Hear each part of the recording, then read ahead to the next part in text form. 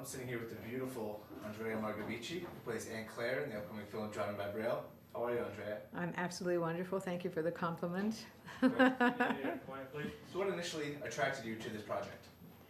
Well, I was lucky enough to be sent the entire script, not just a few pages, which they call sides.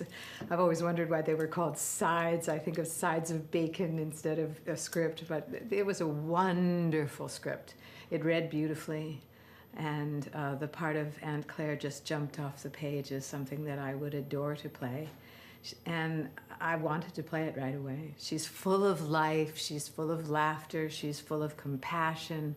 She has great love in her heart, and it's just the kind of part that you can eat some scenery. So I wanted it, and I got it. Lucky me. Can you describe the relationship that Aunt Claire has with her niece, Sarah? Well, I wouldn't want to give too much away, but she has taken over the responsibility of mothering her niece. It's a very warm and loving and motherly relationship. She's guided her niece through some very, very hard times, and she watches over her protectively, and she absolutely adores her. But this is a film that you have to see to understand the full depth of my part and the full depth of my niece's life. And there's some mystery involved, and I can't give too much away. What so far has been your favorite scene to shoot? I think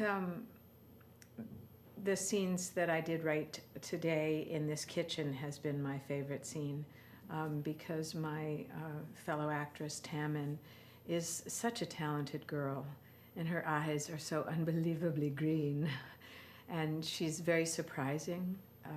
She moved me a great deal today, and I really like to sit down and just act when someone is full of feeling, and we had a beautiful sequence right here to my left when I just got a chance to just listen to her tell me things and really communicate with me. And I'm very moved by being in scenes like that. And they're delicious to play, and she's a fabulous, fabulous young actress. And those are the meaty kind of scenes that appeal to me as an actress, and I also have a career as a singer. And a great scene is like a great song. And once they begin, you can't avoid feeling deeply. You don't have to work. The script is good, the actors are good, you're going to feel. It's just like a great song. The song is good, the music is good, you're going to feel. And that's what happened today. So I was thrilled. Do you draw any inspiration for your character of Aunt Claire from anywhere in particular? Yes, from my exaggerated wardrobe, definitely, and from a brand new hairstyle. Sometimes you go from the outside in as opposed to the inside out, and Claire was a little bit more exaggerated, and I wore false eyelashes for the first time, and I had I had big hair during most of the piece. So sometimes it's a very Laurence Olivier style, from the outside in. I myself am fairly soulful, so I didn't have to work too hard on that soulful aspect of things. So I had a lot of fun just being a little bit more outlandish than I might be in my normal work. Where do you draw, or what's your favorite aspect about being an actress as your job? What do you enjoy most? Honestly, especially being an actress versus a singer, my favorite thing is to be on set, being with so many people like you, like my director Christina, like the entire crew, spending an entire day where everywhere you look there's something interesting to see, learning about the technical aspects of how movies are being made today as they were differently than they were 10 years, 20 years ago. It's just thrilling to me to leave the house at 5:30 in the morning when it's dark and getting on the freeway with no traffic. Wow, that's exciting.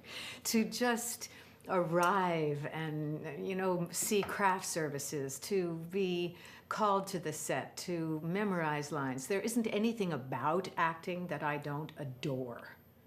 there isn't anything about being on a set that isn't something new to learn. It is one of the most thrilling things in the world to do. And in the film, you have a love interest. I won't mention who it is, but if you had your choice, who would be your love interest that would play opposite you in a film? Well, I don't want to be boring and say George Clooney. I'm pretty satisfied with the one that it'll turn out to be. That would be the most correct thing to say. A panda. That's who I would like to have as a love interest. I would like to play opposite really wonderful, obscure animals, like a panda. I would really like to meet one someday. My love interest in this film is very special. And I was very excited to meet the love interest of my niece, because Ryan Egghold happens to be on 90210, and he's the heartthrob for my daughter, who's 15. So I already fainted when I met him, so that was very exciting. But I have many wish lists for love interests. I still have a crush on Sam Waterston from Law and Order, so we're going way back when. Those are my crushes, but I can't give away my love interest in this, so I'm perfectly contented.